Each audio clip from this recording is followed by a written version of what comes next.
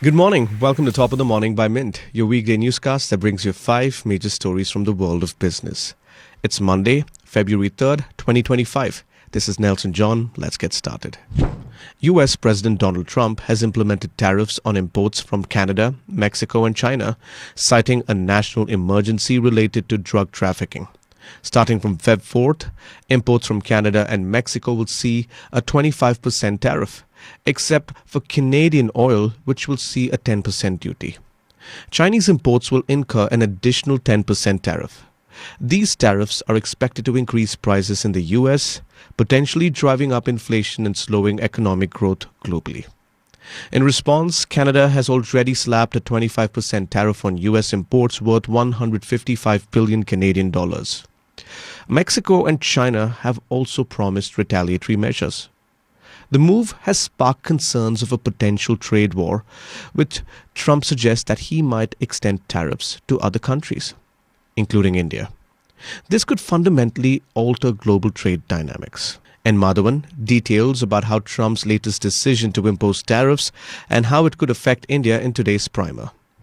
Naveen Jindal, chairman of Jindal Steel and Power Limited, is expanding his steel empire globally, setting up a network of mines and steel plants across Europe, the Middle East and Africa. He is a contender to acquiring Italy's largest steel plant, Acciaierie d'Italia, potentially adding significant capacity to his operations. His privately owned ventures, distinct from the publicly listed JSPL, could match the scale of his Indian operations by 2028. Jindal's strategy includes developing end-to-end operations from mining in Mozambique and Cameroon to steel production in Oman and processing in the Czech Republic.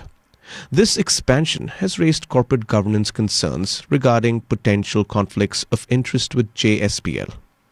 However, Jindal has taken steps to mitigate these concerns, such as resigning from an executive role and ensuring his private companies do not transact with JSPL, Nihal Chaliawala writes. Critics still question why these expansions are not under JSPL's umbrella, suggesting that it could protect the listed company from potential risks associated with international ventures. Foreign portfolio investors were notably absent from India's markets during the special budget session, setting the stage for what analysts anticipate could be a negative reaction in the markets. This comes amid concerns about a global trade war and ahead of a critical monetary policy announcement.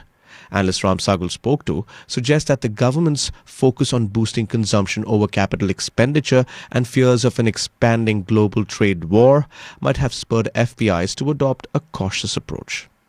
FPIs have been net sellers in the Indian cash market since October, offloading shares worth 2.38 trillion rupees through the end of Jan. They have also increased their bearish bets by shorting index futures and selling index call options, moves that reflect a heightened sense of caution and concern over India's corporate profitability and economic growth prospects amid global uncertainties.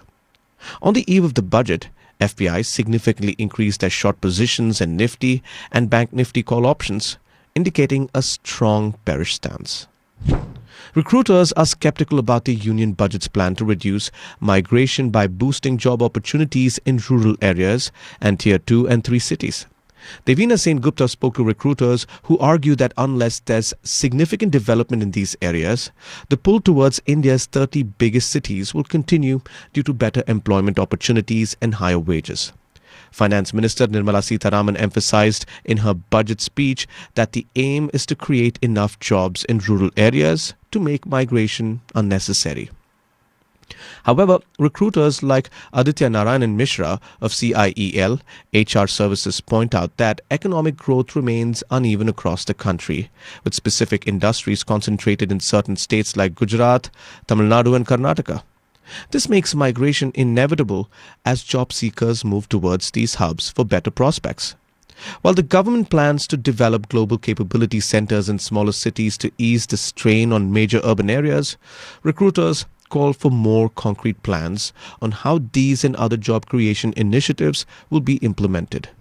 Robust personal income tax revenue showing strong buoyancy facilitated substantial tax relief in the FY26 budget.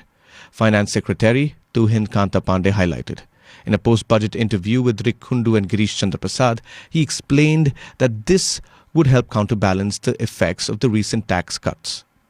The government is also pushing for mandatory deregulation reforms. These are required for states to access part of the centre's 50-year interest-free loans for capital expenditure. Additionally, the 16th Finance Commission, led by Arvind Panagaria, is set to guide state governments on reducing their debt, aiming to lower the central government's debt-GDP ratio to 50% by 2031 from the current 57.1%. That's all for today. Thanks for joining in. I can't wait to be back tomorrow to bring you the next episode of Top of the Morning, packed with the latest in business news. This is Nelson John signing off. Have a terrific day.